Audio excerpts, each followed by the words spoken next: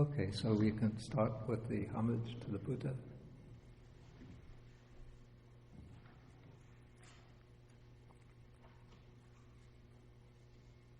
Namo tassa bhagavato arahato samma sambuddhassa.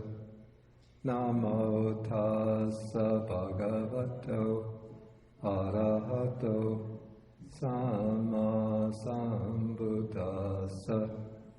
Namo tassa bhagavato arahato samma sambuddhassa. Okay, and today is September 25th? 22nd. Okay. Suddenly my mind went blank on the date.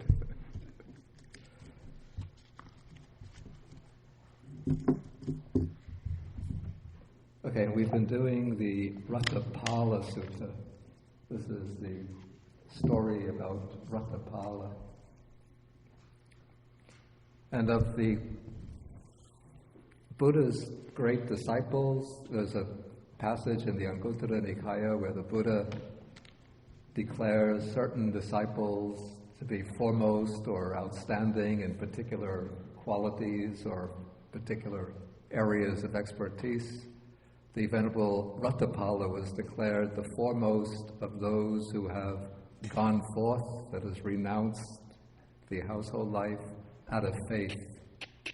And so the reason that he's declared foremost in this area probably is because he was so determined to go forth that in his family home he sat down or lay down on the floor and told his parents that he's going to remain here until he gets their permission to be ordained.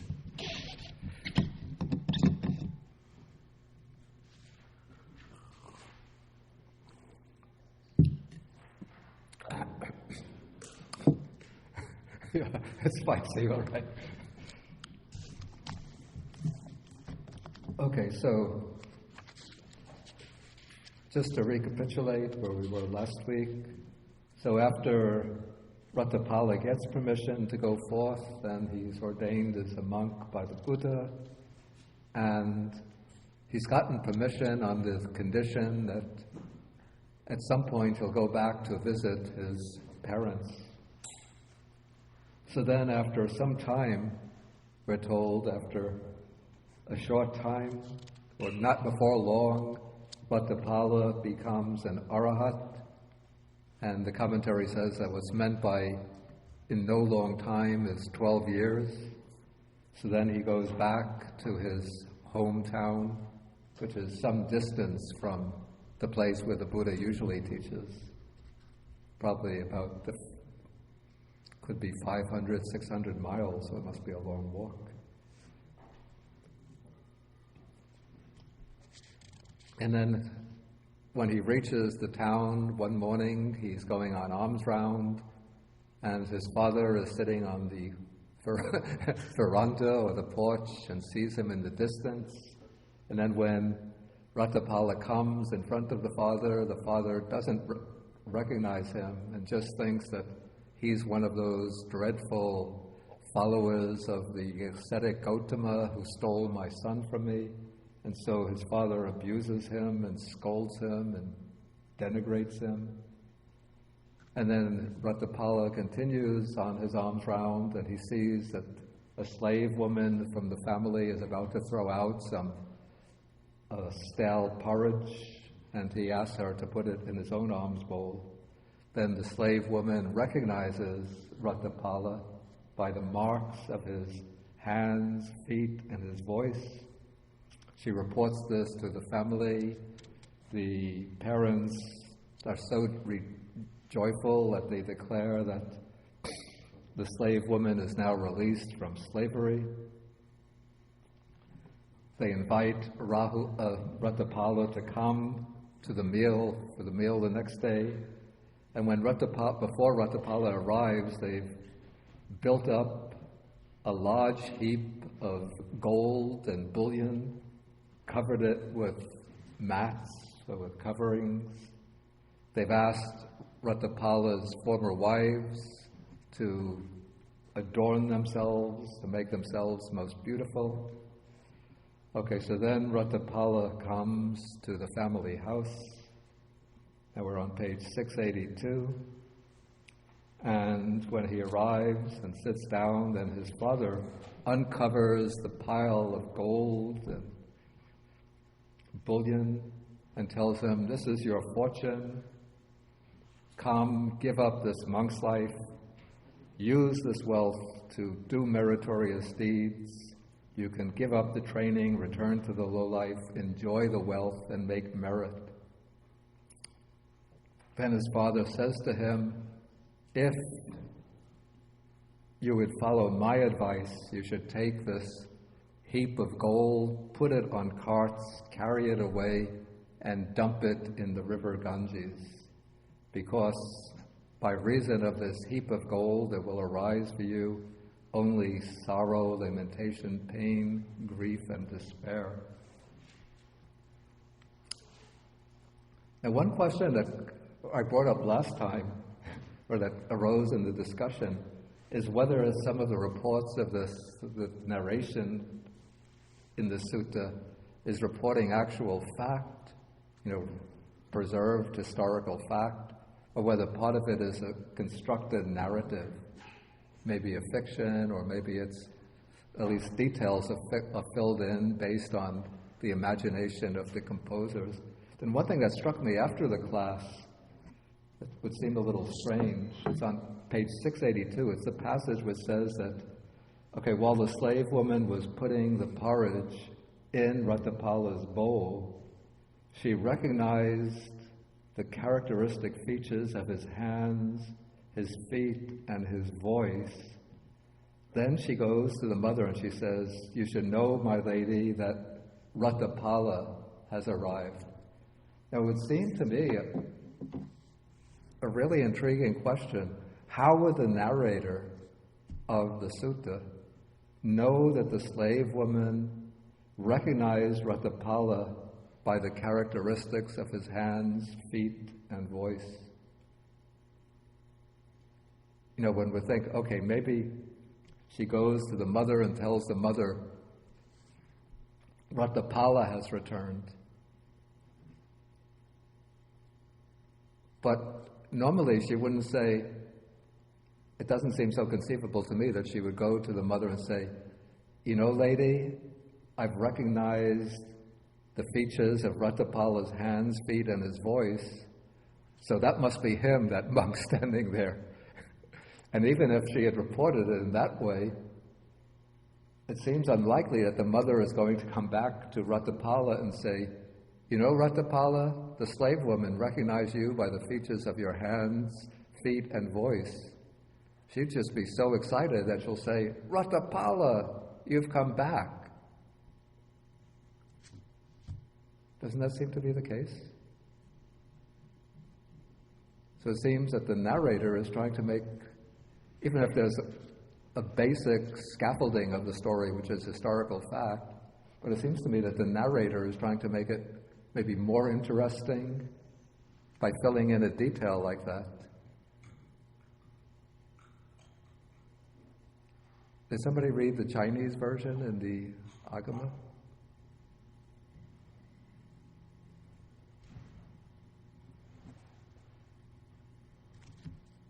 I'm not looking at you, Eva. You didn't? You? Okay. Okay. Does anybody have any comments on that or thoughts about that? I mean, I could be wrong, but it just seems to me improbable that this would get caught up in a narration that people are actually going to tell one another. Okay, Doe has some comment. She could take the microphone.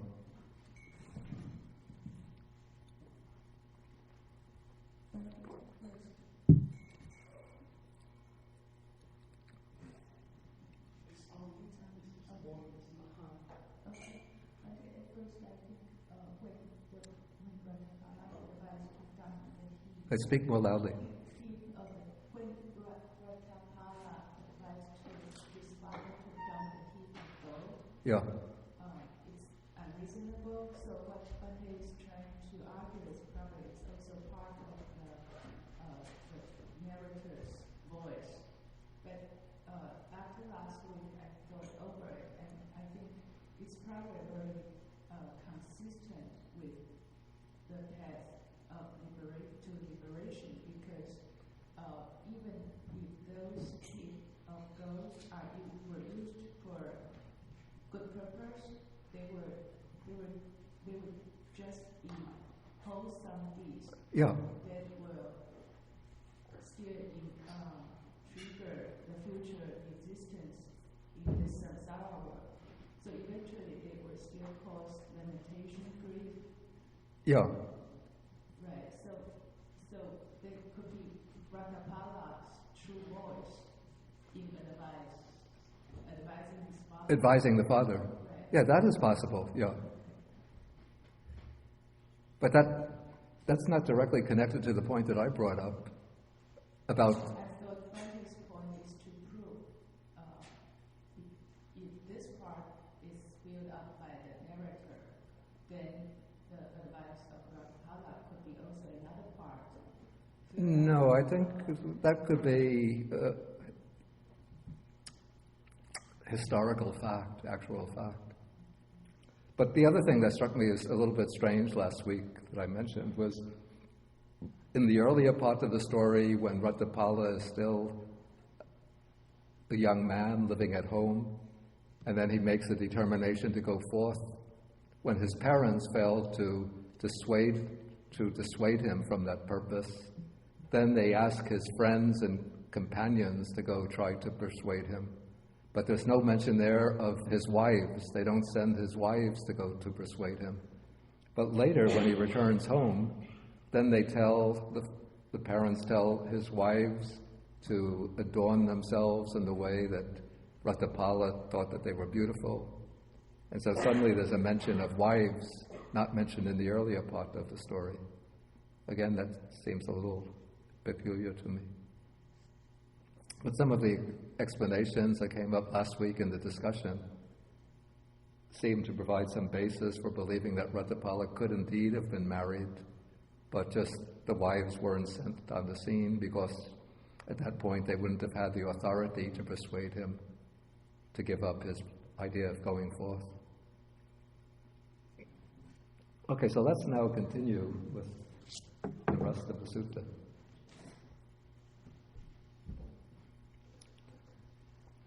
Okay, so after Ratthapala rejects the gold, now we're starting the next section. This is section 23. So now Ratthapala's former wives come up to him and they grasp his feet. And then they say to him, "What are they like, my Lord's son, the nymphs for whose sake you lead the holy life?" Okay, so this was maybe a belief in some quarters of ancient India that the reason that you lead that you renounce the world and lead the spiritual life, that you renounce the sensual pleasures in this life so that you'll be able to get a heap of merit and be reborn in one of those heavenly worlds where the devas there, the male devas, are surrounded by a harem of, 20 beautiful, they call them apsaras or nymphs. And so we have some of these legendary figures like, the rishis with the big beards, the long flowing hair, clad in just the loincloth, sitting in the forest under the tree, their bodies, just bone and skin. But when they're sitting there meditating, what they're meditating on are the beautiful damsels that they'll be able to enjoy when they get reborn in one of the celestial heavenly worlds. So apparently the wives of Ratthapala must have believed that he was living this life of renunciation in order to be reborn in one of these heavens and be able to enjoy the company of these celestial nymphs. So then Ratthapala replies, "We do not lead the holy life for the sake of the nymphs, sisters." So now he's calling them sisters. And when they hear that, then they cry out and they faint. It seems, I don't know, one has to have some understanding of maybe the woman's psychology to know why they would faint if they were called sisters. I mean, if Ratthapala was living at home as, their husband, and then one day he started to call them sisters, one could see that they would think it rather strange, but now he's come as a monk, so why should they faint? I think that's the final rejection of them as wives. Okay. So Barbara says that she thinks that this is putting like this sort of stamp of definiteness, the final rejection on their status as wives. Okay, Richard. Okay, pass the microphone back to Richard.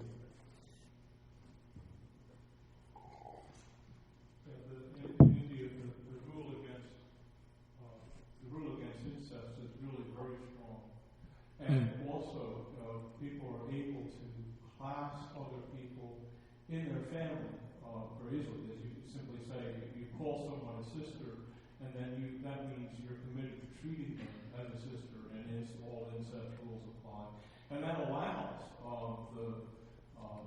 the women to relax entirely and be informal and all that because there's no threat of sexual relations. Yeah. So it's really a very absolute bar, and it's done verbally, and it's done without backing by the state, because it's basically the family that really is the only working institution. Yeah. So it's a very, very strong difference. Indian women are very shocked to be entered into one category when they think they're in the other. Yeah, okay. Yeah, so Richard says in brief that when he calls them sisters, it marks a very drastic, radical change in their status.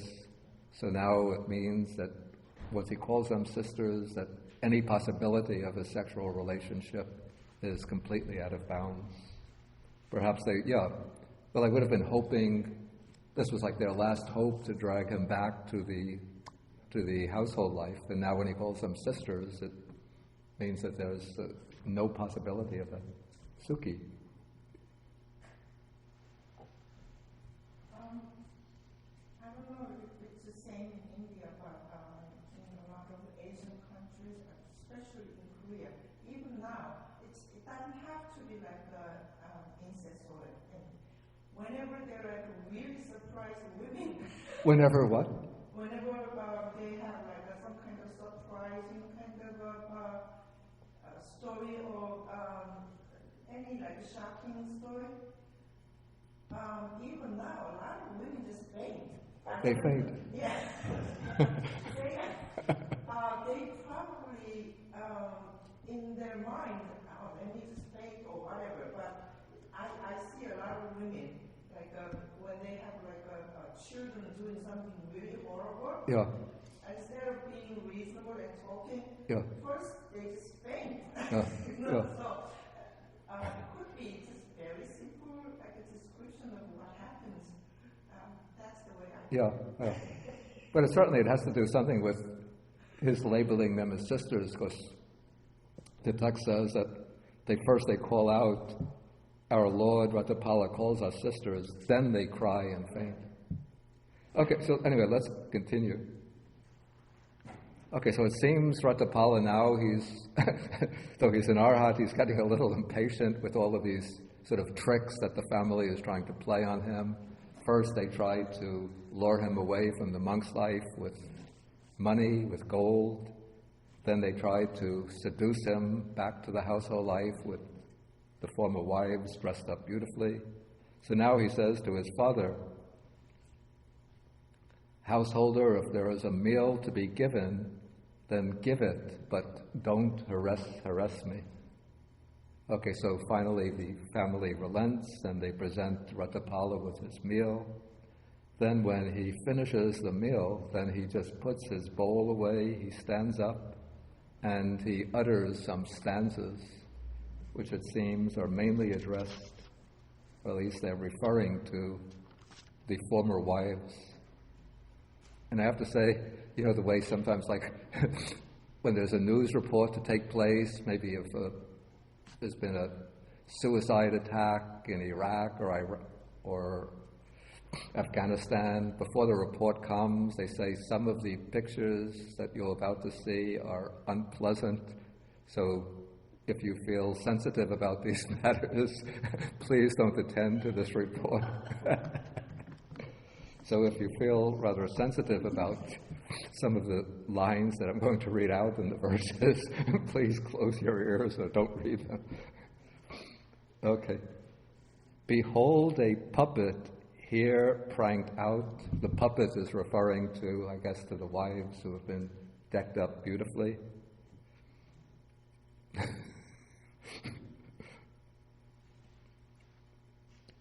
A body built up out of sores, sick, an object for concern, where no stability abides. Behold a figure here pranked out, with jewelry and earrings too, a skeleton wrapped up in skin, made attractive by its clothes. Its feet adorned with henna dye. I think it's a kind of red dye that you still see it in India in the villages. Women put it on the feet. Here in the West, women put call it nail polish on the toenails. But in India, they put this henna dye, they put decorative patterns on the feet. So its feet adorned with henna dye and powder, face powder smeared upon its face. It may beguile a fool, but not a seeker of the further shore. Its hair is dressed in eightfold plaits. Maybe a little allusion there to the Noble Eightfold Path as a counterfoil to that. An unguent smeared upon its eyes. It may beguile a fool, but not a seeker of the further shore. A filthy body well adorned like new painted unguent pot. It may beguile a fool, but not a seeker of the further shore. The deer hunter set out the snare. The snare was the gold and the former wives. But the deer, that's Ratthapala, did not spring the trap. We ate the bait and now depart, leaving the hunters to lament. Very powerful verses. What do you think? I see Sandy is sort of shriveling up her face a little bit.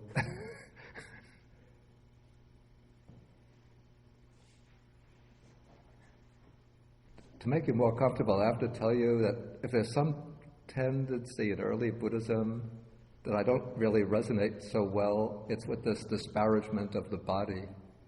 It seems to me to be taking things to an extreme.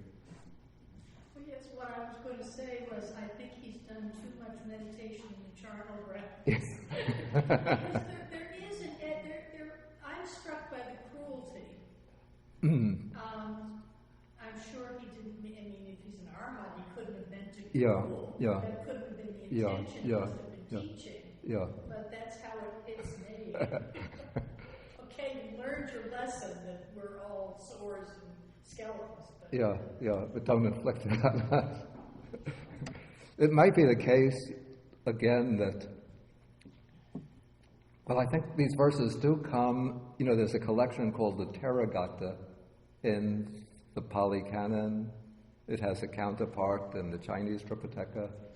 These are the collected verses of the elders There's the Therigatha, the verses of the elder monks, the Therigatha, the verses of the elder nuns, and within the Therigatha there's a section for Ratthapala, and these verses are included amongst Ratthapala's verses there. So there seems to be at least a correspondence between the text of the Majjhima Nikaya and Ratthapala's verses in the Therigatha. It's possible that Ratthapala actually didn't speak them on this occasion, but he spoke them, well, they do seem to fit the situation. No, I don't know. But I would say, again, I'm putting Venerable Ananda in this situation, Venerable Sariputta. I don't think they would speak hard verses like this, but they would say, sisters, let me teach you the Dhamma, and then they'll start with a graduated teaching.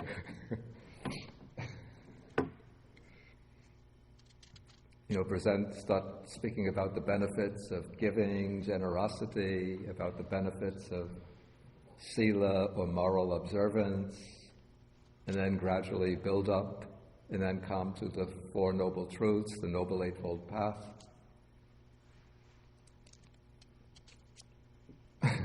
But also, it's just possible that these are the verses that Ratthapala spoke, and maybe he saw that these women had really fixed delusions about their own beauty, and maybe pride and conceit based on their beauty. One would think that if they were really proud, they would have, especially if it were 12 years, I don't think that they would hang around in the parents-in-law home, but they would try to gain some kind of release from the marital ties in order to seek another husband.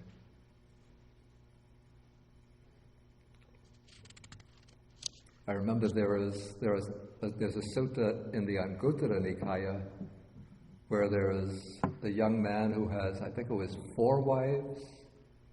He's a young man with 4 young wives, and he goes to hear the Buddha preach. And when the Buddha gives his discourse, this young man, on the spot of the moment, he becomes a non-returner, an anagami, not bound to come back to this world, which means that he's cut off craving for sensual pleasures. And when he becomes a non-returner, then he takes what are called the 5 precepts, with celibacy is the 5th, which means that he takes the precept in which complete sexual abstinence replaces avoiding or abstaining from sexual misconduct. Then when he goes home, he calls his 4 wives to him, and he says, "My dears, I've now become a disciple of the Buddha, and I've taken these precepts with celibacy as one of the precepts. So I now release you from the marital bonds you had to me. If you want, you can go home to your parents.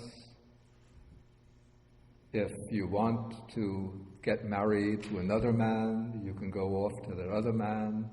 Or if you want to stay here at home and live the celibate life as me, you can do so." And then the women make different decisions. And so it would seem to me that unless they were living for 12 years in the really strong hope that Ratthapala would return to them and then become their husband again. But if it didn't work out after 1 or 2 years, I think that they would come to their senses and realize that he's not going to come back. Anybody have any ideas about that? They have son together? Excuse me? They have son or daughter together? Or? No mention is made of them having any children. Although I think they really are being kept in the lap of luxury. That has to be. That's possible too. Yeah, because it's the leading family. Yeah, it's the leading family in this town. Yeah. Okay, Richard has some comment. Use the microphone, please. I think it says it's on, but it doesn't seem. Hello. Yeah. A little bit, I think.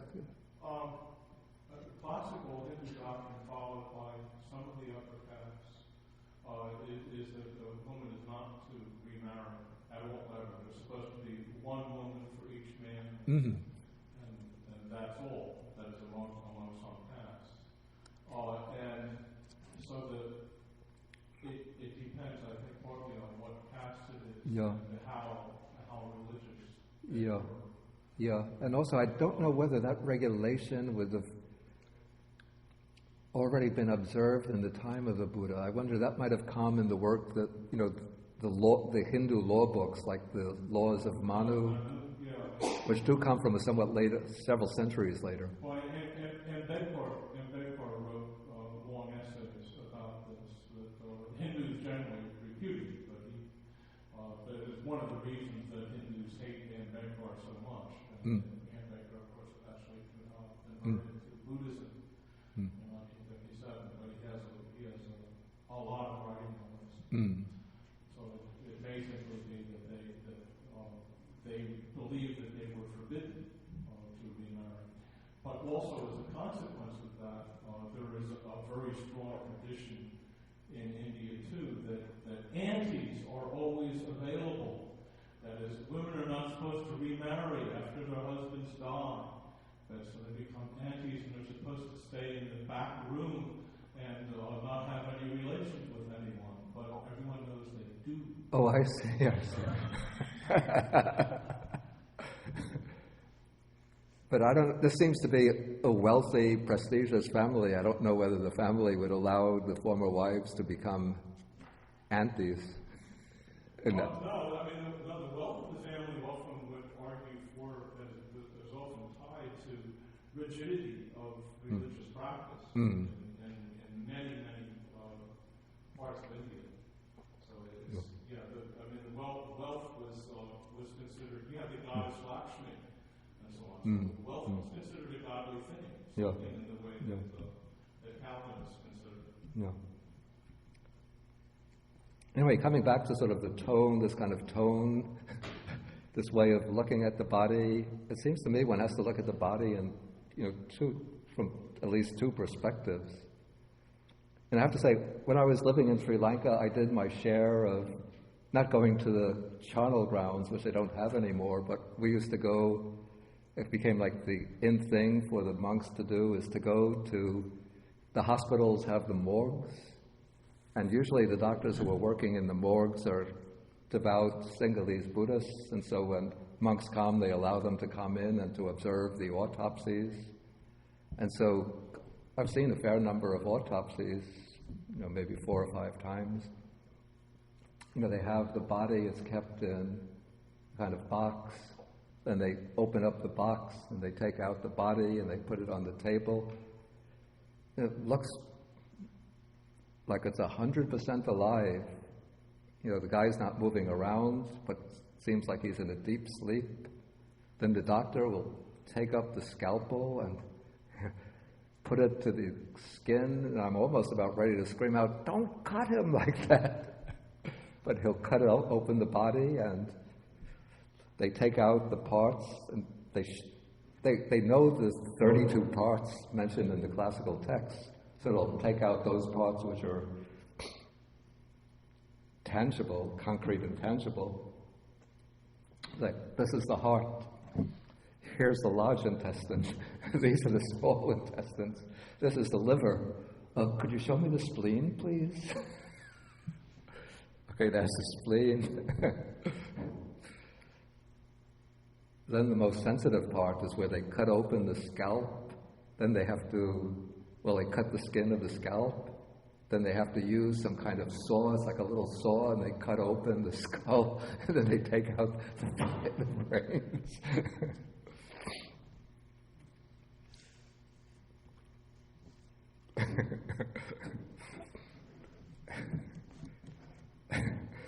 I remember one time I went with this English monk who had been living like a really rigorous ascetic type of life, not staying fixed at any monastery, but always walking from place to place.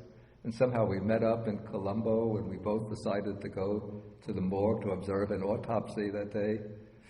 And we were standing there watching it, and this rather ascetic temperament, this monk with an ascetic temperament, said to the doctor, "Do you have as we were watching, he said, "Do you have a chair I could sit on?" I'm feeling a little faint.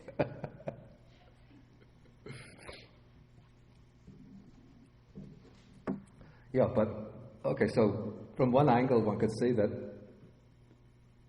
the impression of the body as being beautiful and attractive does rely to a great extent on illusion or projections.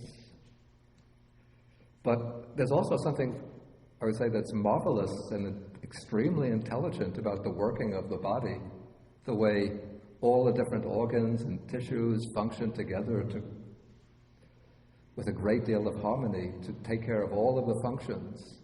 Like if I get a cut on my skin, I don't really have to pay much attention to it. Maybe I just put a little antiseptic on, but I don't have to control it. It'll just grow the right kind of cells by itself and the wound will heal.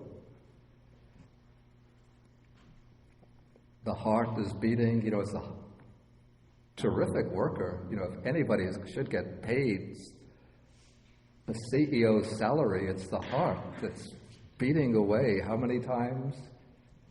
Maybe 70 to, excuse me? 100,000 times a day. You figured it out. I was going to say 70 to 100 times a minute. You multiply that by the number of minutes a day, every day of our life. Wow, we go to sleep. The heart doesn't sleep. And then when we have to figure out a problem, or recognize a figure, or write a paper, prepare a speech, all of the brain cells are working together. We have to do the thinking, but the brain cells provide the manpower that sees that all of these mental functions can take place. And when we go for a walk, we don't have to tell the muscles to move in coordination. We just say, I'm going to walk, and we could be speaking with a friend, thinking about a musical tune, trying to memorize a passage from the Suttas, or just be mindful of walking, and the brain, nervous system, muscle system, bones are all working in this marvelous process of coordination.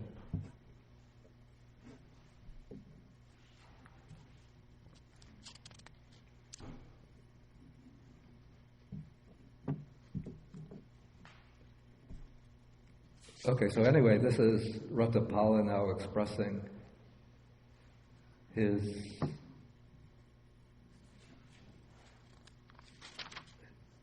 perspective on the body to his former wives. And perhaps, it's just possible that when his former wives heard this is the kind of thing that the commentary would say, as they heard this, they became stream enterers, or once returners, or non-returners. Okay, so then Ratthapala leaves his family, and then he goes to this garden. It's called Megachira Garden. It's the garden where the deer are dwelling. And it belongs to this king. Apparently this must be the king of this particular region, named Kauravya. So the king addresses his gamekeeper to go and tidy up the garden so that we may go there for our pleasure. And as the gamekeeper is cleaning up the garden, he sees the Venerable Ratthapala sitting there for the day's meditation. And then, this is interesting, the gamekeeper somehow recognizes Ratthapala. The father didn't recognize him, but the gamekeeper recognizes him. And says that he reports to the king and says, while I was cleaning up the garden, I saw that the clansman Ratthapala is there, the son of the leading clan in this town of Tulakotita, of whom you have always spoken highly. He's sitting at the foot of the tree for his days abiding. Again, it's peculiar. The gamekeeper recognizes Ratthapala, and the king has been speaking about him highly. Of course, the 12 years that information comes from the commentary, which can be exaggerating the time period. So suppose it's not 12 years, but maybe 2 or 3 years that Ratthapala was away, for the gamekeeper to recognize him, for the servant woman at home to recognize him. We could see that the father might not recognize him because he's forming this judgment from a distance, and his anger and resentment could blind him to inaccurate perception of Ratthapala. But I would think for the gamekeeper to recognize him, it can't be after 12 years. It would have to be a much shorter period. I think it may be a comment on status. That is, the Buddha does not share in the caste system, and he doesn't share prejudice against women. He also admits untouchables. And so he also thinks that people on the bottom of society are often more perceptive, more intelligent than people higher up in society. I think that this is the observation about the servant recognizing him and the gamekeeper recognizing him are both assertions that the people at the bottom are actually more perceptive than the people on top. Yeah, that I don't really know whether there's a kind of an underlying agenda like that in the sutta. I mean, it might be the case in actual fact. Did Barbara, you were going to say something? Yeah, I don't know. I would see it a little differently. Yeah. That they aren't blinded the way the father is. I mean, Yeah. the father has a thing Yeah. about blind, Okay. about Yeah. bald-pated recluses. Yeah. Every time he sees one, Yeah. that's what he gets. So he doesn't notice that his son is inside this. Yeah. Yeah, but the relationship is repeated with the king and the gameskeeper. That is, there's the same relationship between the king and the gameskeeper that there is between the father and the servant. Right? That is, the servant and the gamekeeper both know who Ratthapala is, and the father. That is the servant and the gamekeeper, and the father and the king both don't know him. Well, no, there's a difference here in that the father actually saw Ratthapala in the distance, but didn't recognize him. Yeah. The king hasn't yet been exposed to Ratthapala. Okay. Apparently the king, he might have seen Ratthapala years earlier when Ratthapala was just a young man, but then he might not have, he wouldn't have paid any attention. He's just, a kid or a young man in this town. But when he heard the report that Ratthapala, the son of this most wealthiest, most prestigious family in the town, had renounced to become an ascetic, that would have made a strong impression on him. And so he came to have a high opinion of Ratthapala. And maybe reports came through that Ratthapala was living a very pure life and became an arahant, a holy one. Well, there's also a thing that the people at the top of society are more dependent upon communications with others. That is on true. Reputation and word, and being able to act through others at a distance than the people at the bottom who are often more perceptive about their own impressions and rely less on reputation because people don't talk to them as much, and so they have to form their own opinion. Yeah, that is true, Yeah, Suki was going to say something. Wait, take the microphone. I kind of agree with the lower kind of status people repeating that there's like a scheme here. Anyway, what I feel is that they are the ones who are closer, actually touching or personally very close to Ratthapala. The other people had like little distance, so they could recognize. Yeah. That's the way. Yeah, I mean, this is the way it works in a stratified society. This is also what Richard was pointing out, that the people who are sort of exposed to the buzz of events will be people on the ground level, and they report it up the chain of command till it comes up to the people at the top. Okay, let's go on because I want to cover what is really the heart of the sutta, which is Ratthapala's discourse to the king. Okay, so when the king hears this, then he has the chariots prepared, he drives to the park in order to pay homage to Ratthapala, and probably with the hope of asking him some questions and getting a discourse from him. And it's interesting, when the king approaches Ratthapala, he presents him with what's called an elephant rug. Perhaps it's a rug made originally from elephant skin. And he asks Ratthapala to sit down on it, but Ratthapala refuses and says, he just invites the king to sit down, and he says, I don't need the elephant seat, I'm sitting on my own mat. This would be a sitting cloth that monks used to, well, they still carry around. When they were traveling, they have this cloth that they would spread out, because if they're sitting on the ground, they don't want to get the robe soiled with the mud and dirt of the ground, the moisture from the dew, so they put the sitting cloth out. Okay, now on page 685 we come to what we call the heart of the discourse. And here the king says to Ratthapala, he says there are 4 kinds of loss that people undergo, 4 kinds of disappointment that make them miserable. And it's because of this that some people shave off their hair and beard, put on the ochre robe, and go forth from the home life into homelessness. What are these 4?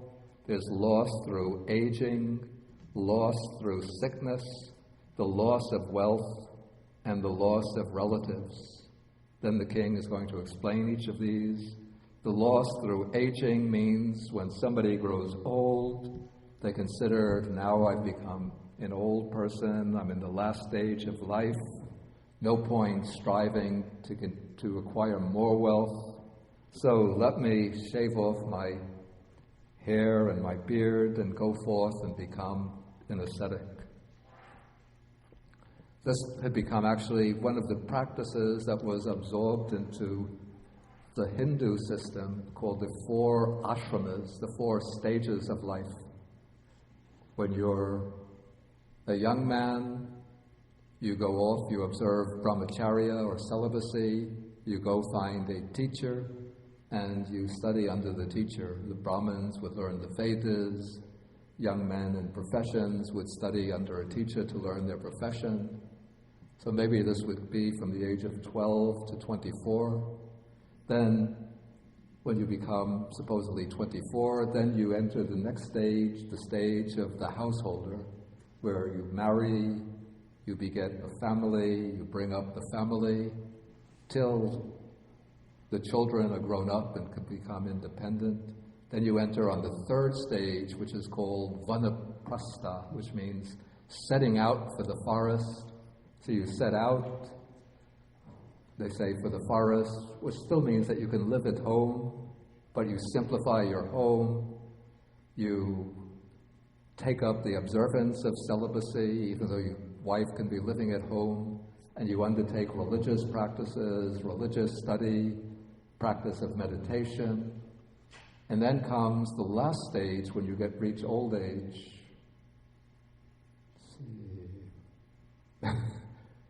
Say about 60 or so. I'm over 60. Am I in old age?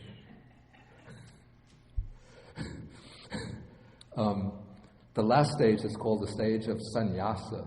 It's the stage of complete renunciation, where you give up any kind of fixed abode, and you're supposed to just take the begging bowl and wander around all year round, except for the 3 months of the rainy season.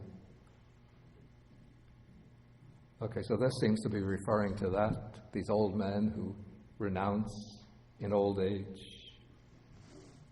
Okay, but Ratthapala, he says, you have left home when you were just a young man in the prime of youth, endowed with all of the blessings of youth. So then he asks the question, what have you known or seen that you have gone forth into homelessness? Okay, then the second question, or second point, is loss through sickness. So somebody is afflicted, becomes ill, and through their illness they become disillusioned with the worldly life. And so then they think no more point in acquiring wealth. When you get sick, you cannot use your wealth for anything. So then they give up, probably when they recover their health, then they give up the household life and to go into homelessness. But he points out that Ratthapala all along has been healthy, strong, free from all illness and affliction. I don't know how the king knows about Ratthapala's digestive system. But this is a fixed formula that always comes in the text to indicate somebody is in good health.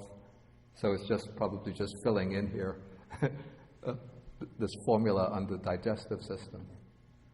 More than 50% of deaths in India still are from intestinal disease. Yeah, maybe so. Water is so bad, sanitation is so bad. Yeah. Okay, then the third is the loss of wealth. Somebody has great wealth, many possessions, then suddenly, it says gradually their wealth dwindles away, or nowadays with stock market, it could be like we had in the Great Depression, all of their wealth disappears overnight. So then they think that, now I've lost all my wealth, it's very difficult to build up my wealth again, so I might as well go forth and become a monk. Then I have all of my material needs taken care of, I get a nice cottage, I get my food for the day. If I get sick, there'll be people solicitous for my well-being who will provide me with medical treatment. And so he goes forth because of loss of wealth. And then the fourth reason is, but Ratthapala's family has always been wealthy, so this doesn't apply to him. Okay, so then comes the fourth reason why some go forth, and that is that somebody has many friends, companions, relatives, and so on, and gradually those relatives pass away or move elsewhere, and so he finds himself almost all alone in the world. You might have wife, husband, children, many friends, and then as you get older, of course, the children grow up, one moves to California, another moves to Texas, another moves to Montana, or Washington, Utah. Maybe wife passes away, or husband dies, or family relationship turns sour. And then as you get older, Joe passed away, Jane passed away last week. Till you find, all of the friends are gone. Like it strikes me with my father, he's 96 now. And all of his old friends, none of them are alive anymore. And now I'm grown up, my sister's grown up. Of course, we're living not so far, but his brother has passed away, his sisters have passed away, his wife, my mother, has passed away. So there's really nobody there. But he doesn't think of going forth.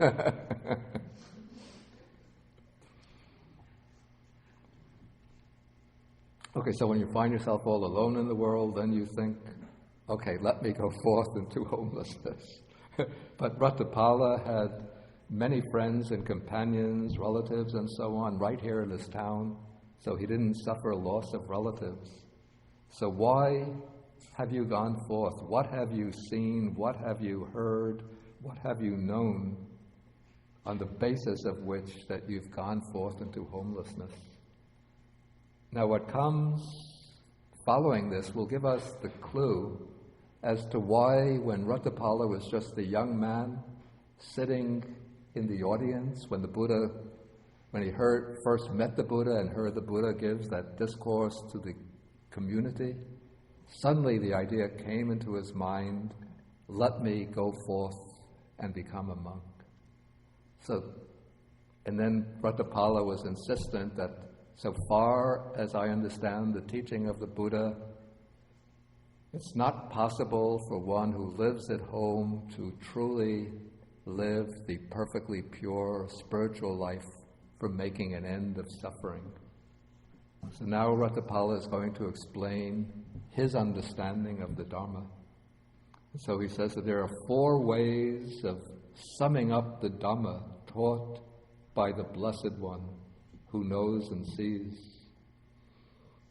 And so when I knew these and saw them in the sense of deeply understood them, then, actually I would put the sequence, when I heard them, knew them, and saw their truth for myself, then I went forth from the home life into homelessness.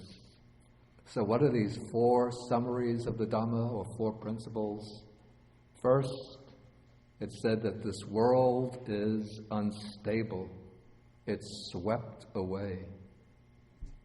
So that is the first summary. The second is that the world has no shelter and no protector. The third, that in this world there is nothing that one can truly call one's own, that one has to leave behind everything and pass on. That's the third summary. And then the fourth is that the world is incomplete, insatiable, the slave of craving. So when I heard and knew and deeply saw into the truth of that fourth principle, then I went forth from the home life into homelessness. So now the king asks Ratthapala about each of these principles or summaries of the Dhamma. So we come paragraph or section 38.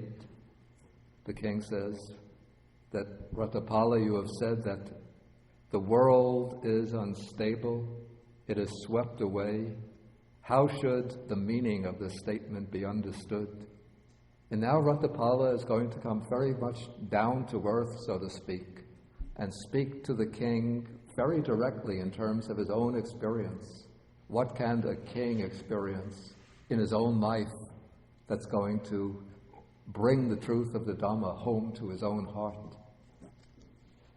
You know, he's not going to be speaking abstract teachings like these are the 5 aggregates, these are the 12 links of dependent origination, this is how the sense faculties interact with sense objects to give rise to consciousness, to give rise to contact, feeling, and so on.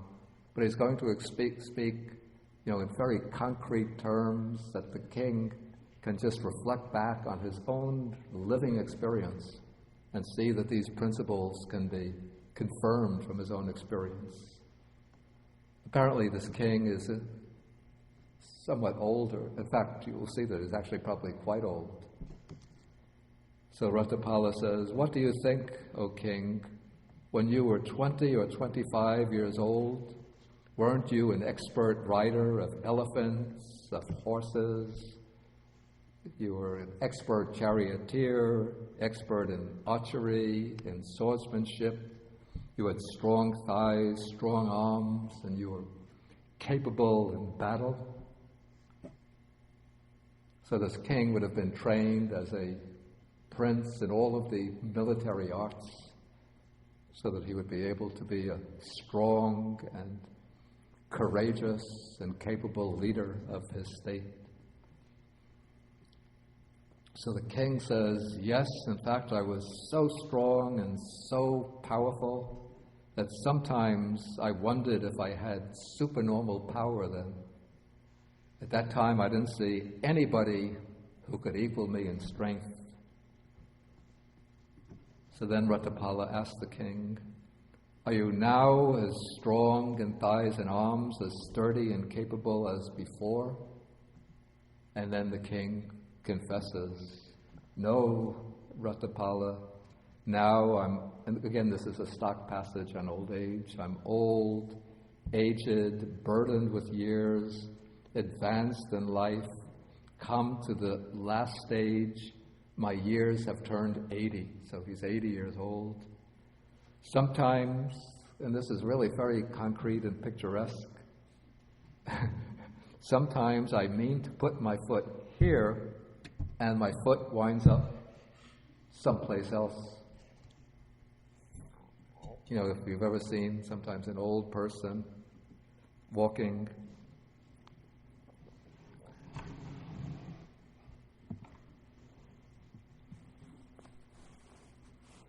they get up and lift the foot, and involuntarily it slips off to the side. They lift up the other foot, intending to put it there, and it goes off to the side. It's true, it happens.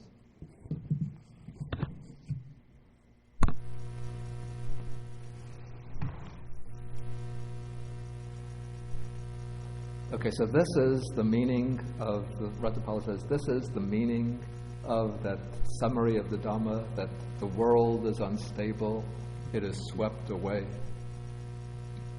Excuse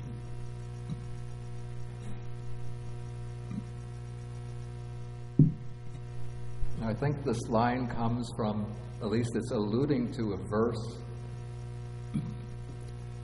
that occurs in the Samyutta Nikaya, very early in the Devata Samyutta, one of the first verses, that the world is unstable, it is swept away, it's being swept towards old age and death. Seeing this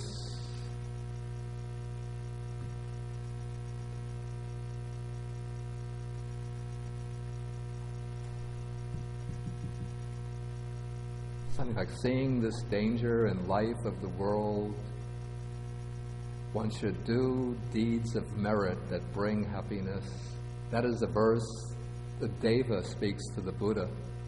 And then the Buddha sort of corrects the Deva. The Deva was speaking correctly on, you call the mundane level.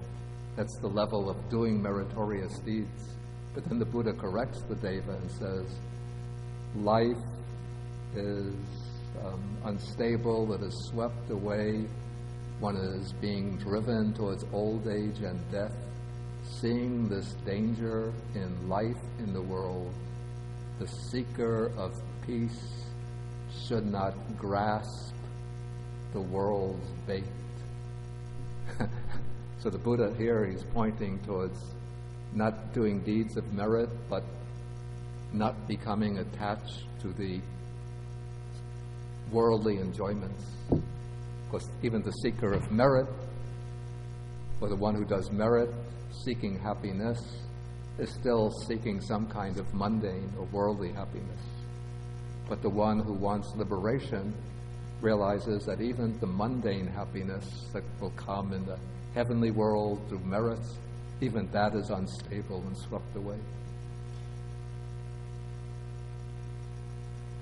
Okay, so when Ratthapala speaks this, then the king says, wonderful, wonderful, marvelous, how well that has been expressed by the Buddha, the Blessed One.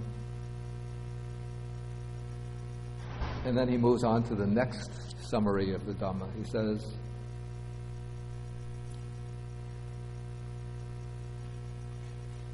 and each time the king now, he's trying to present sort of a counter-example to, in a way that's disproving Ratthapala's statement, but then Ratthapala is going to come back with a counter example, which shows that the Buddha's summary of Dhamma is actually true, and the king's assumption is invalid.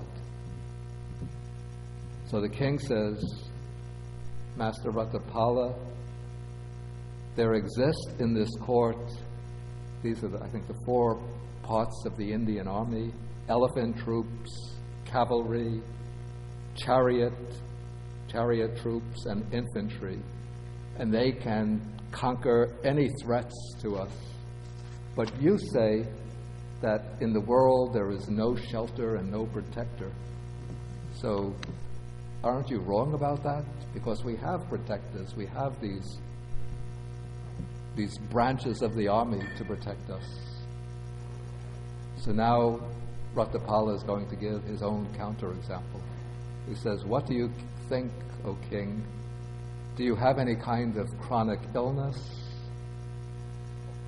And the king says, oh, I do have a chronic illness, Ratthapala. I have this chronic headache condition, and so whenever I'm to give a class on Saturday, the students have to call in to inquire whether the class will take place. No, I'm sorry, that's the wrong text. But the king says, I have a chronic wind ailment, Master Ratthapala. So maybe it's something like asthma? Because sometimes when he gets that ailment, then all of his friends and relatives gather around him, thinking that now the king is about to die, now the king is about to die. But probably they call a doctor who gives him some emergency treatment, and then he recovers. Okay, now the Buddha says, not the Buddha, Ratthapala says, what do you think, O king? Can you command your friends and relatives? Come, O my friends, all of you present, share this painful feeling of mine so that I feel less pain. Or do you have to feel that pain all by yourself alone? And so then the king says, I can't ask my friends and relatives to take my pain on themselves, but I have to feel it all alone. Like whenever I get my bad headache, even I have many friends now it's been 25, 30 years, they say, oh, Bhante, we so wish that we could take your pain upon ourselves, but not possible. Everybody has to undergo their own pain. So if you get any real serious illness, cancer, stroke, heart disease, of course doctors can do something to ameliorate the condition, but nobody can take the pain. We each have to feel our own pain. And so this is one way in which it can be said that this world has no shelter and no protector. We can do things to protect ourselves, eat healthy food, don't eat junk food, take vitamins, get exercise every day, see a doctor, at least, have a doctor's appointment for a general checkup once a year. So those are, you could say, temporary protective measures. But when the time comes, when either external conditions or our karmic conditions all aggregate, come together, flow together, then we're going to come up with some illness. It might be this year, next year, in the distant future. Even if you get, the regular flu or bad cold. When I get a bad cold, I feel so miserable. I think, oh, this is terrible, it's torture. But it always goes away after a week. But you get some real persistent chronic illness, and you realize that there's nothing that can be done to alleviate it.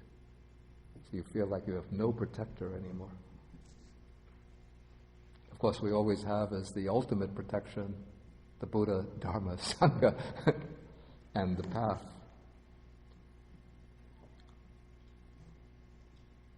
Okay, now we come to the third summary of the Dhamma. Okay, now the king is going to give the counterexample. So because Ratthapala has said that life, or that in the world there's nothing that we can call our own, but we have to leave all and pass on. And so the king points out that especially in this court, we have abundant gold coins and bullion, that's blocks of gold, stored away in our vaults and in our lofts. And probably the king said, and in your family, there's abundant gold and silver. So how could you say that we have nothing that's our own?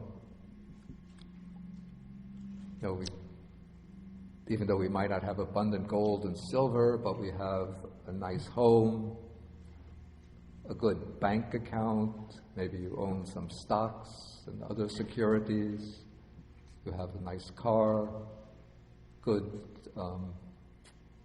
furniture in your home. So do you think, this is mine, this all belongs to me? But how could you say that this isn't my own? So Ratthapala now gives his counter-argument. He says, what do you think, great king? Now you enjoy yourself with the 5 objects of sensual pleasure, but will you be able to have this in the life to come, so that you can just think to yourself, let me in the future enjoy these same 5 chords or objects of sensual pleasure? Can you get your home back, your car back, your furniture, everything you cherish, can you get it back? Or will others take over this property, which you will have to pass on, and you will have to pass on in accordance with your karma, your actions? Then the king admits, I cannot, even though I'm a powerful king, but I can't just lay down the rule, the law. This is my royal command. When I die, you hold all of this property for me in the next life, and I'll come back and take over this property. Maybe the Tibetan lamas can do that. Because then, they go looking, they keep the mala and the Dharma throne and even the room. When the old Rinpoche passes away, then they go seeking the boy. A few years later, they go seeking a boy who will recognize the mala, who shows some kind of memory of his previous life. Then they bring him back to the old monastery where he was the abbot, and they present him back to his room, and everything comes back to him. But for us ordinary people, that's not possible. And this is one of the themes, useful themes, in the meditation on death. And so the way some of the commentators explain it, and I found this useful to practice myself, is to think of the 3 things, to take this theme that there's nothing that's our own, we have to pass on and leave everything behind. I think of it in terms of 3 aspects. First thing that we have to give up when we pass away are all of our material possessions, including actually not only material things, but even intangible possessions like name and fame, reputation, status, position.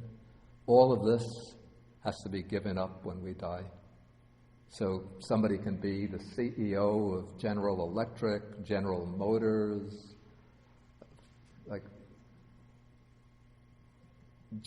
Steve Jobs, the CEO of Apple Computers, just in his 50s, passes on, and who does Apple Computers belong to now? Steve Jobs, just a corpse, no more position as the CEO of Apple Computers. So we have to give up all of these, we call these material acquisitions. Second thing we have to give up are all our friends and relatives.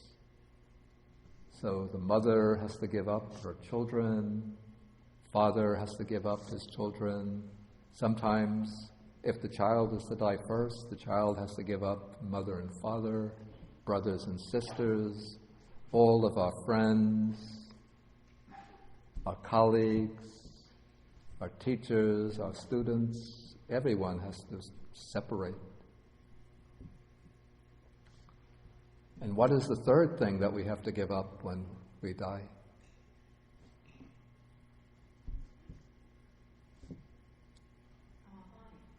Exactly. Our bodies. So now we say that this body is mine, now I'm beautiful, now I'm handsome, now I'm strong and healthy, even if I'm weak and ugly and sickly, but still, even the man who has lying on the bed with maybe a terminal cancer in a lot of pain still clings to the body as mine. But if one meditates in this way a little bit every day, I have to give up all material acquisitions, have to give up all my dear relatives and friends, have to give up even this body, then one becomes sort of detached from these things, which doesn't mean that one becomes cold and indifferent. One could still enjoy one's possessions, enjoy one's friends, and still take care of one's body. But when the time comes to pass away, one could just let the body go, let everything go peacefully.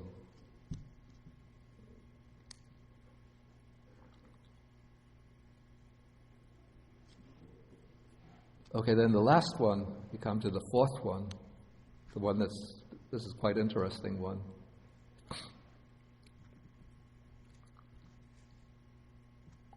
Here the king doesn't give a counterexample, but he simply says, Master Ratthapala has said that the world is incomplete, insatiable, the slave of craving.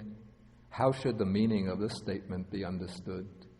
And now Ratthapala, again, he's going to use the king's own experience.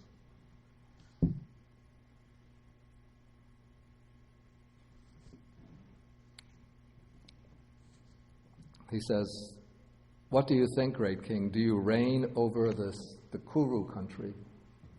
That's the northern part of India. The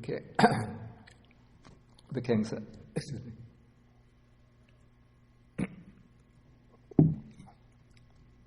The king says, of course I do, that's my kingdom.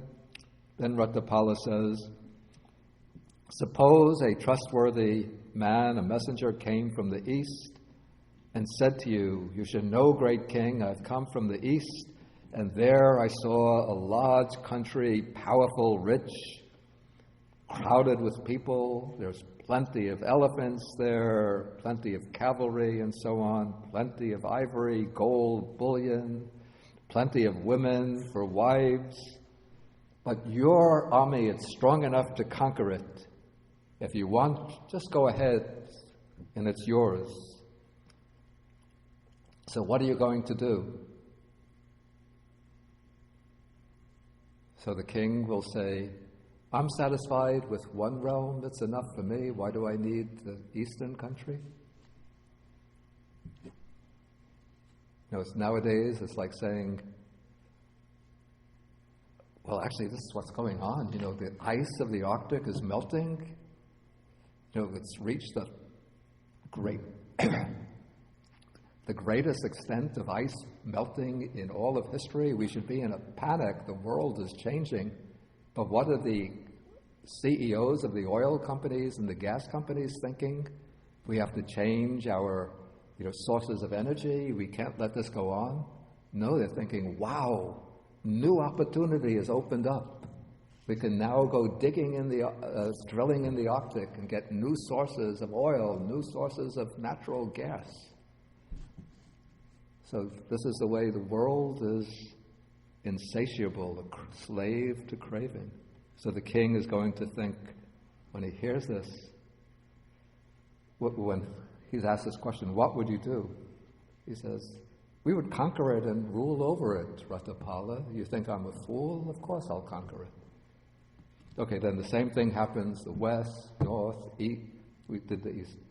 With the west, north, south, even from across the sea. They say there's this realm there, you could conquer it. What are you going to do? I'll conquer it. Take possession of it. He might, in the battle, he might lose, 10,000 men. Innocent men might be killed on his side. Maybe 20,000 on the enemy side. 30,000 people dead. What does it matter? For the king, there's wealth there. There's ivory, gold, women for wives. So he's never satisfied.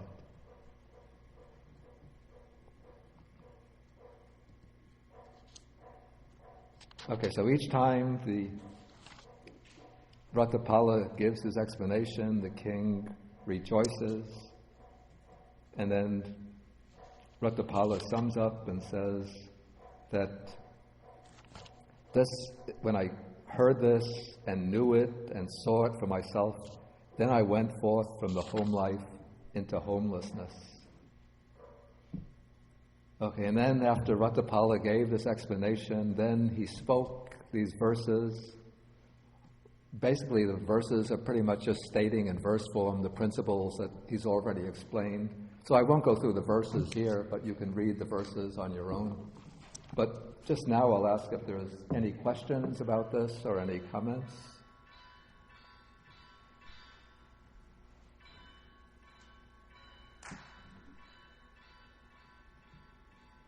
Okay, then we'll stop for the morning, and then we'll break for the lunch now, and then we can come back, say about 12:10. We could have a discussion period. And I should say that next week we'll be having the class in the library, because they're going to be doing the 7-day ceremony here. It's the Yang Wang Bao Chan, the Emperor Wang's jewel repentance ceremony. If anybody wants to participate in that, it will be going on all week, starting tonight. Okay, so we'll come back at about 12:10. And here I brought some books from my friend Venerable Analeo. Remember, he was here in June, some of you. These are... The Baos had printed 2 books of short essays by Venerable Analeo that had been published separately, called Excursions into the Thought World of the Pali Discourses. So now both of these booklets have been combined into one, and some of them have been sent to me for free distribution. So I'm going to put them maybe on the front table here, this table, and anybody who wants can take a copy.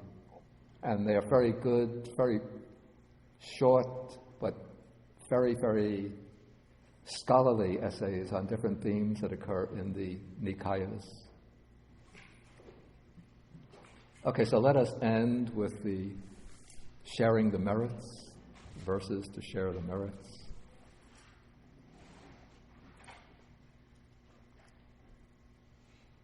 Akasata Jabumata Deva Naga Mahidika Punyantang Anumoditva Chirang Rakantu Sasanam Akasata Jabumata Deva Naga Mahidika Punyantang Anumoditva Chirang Rakantu Desanam Akasata Jabumata Deva Naga Mahidika Punyanta Uditva Chirang Rakantu Mang Parang Etavatacham Hehi Padang Punya Sampadang Sabbe Devanumodantu Sabba Sampati Siddhya Etavatacham Hehi Sampadang Punya Sampadang Sabbe Bhudanumodantu Sabba Sampati Siddhya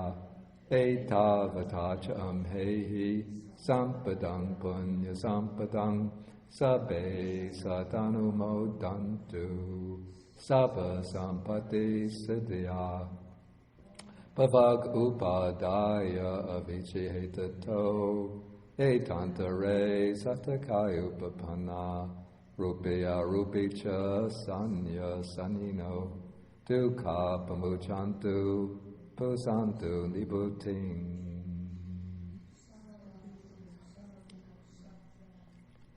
Yeah, then next week we do the Angulimala Sutta. That's another sutta that uses a narrative framework in order to convey its message. So again, we'll be exploring that sutta for the sort of underlying message that's coming through the narration.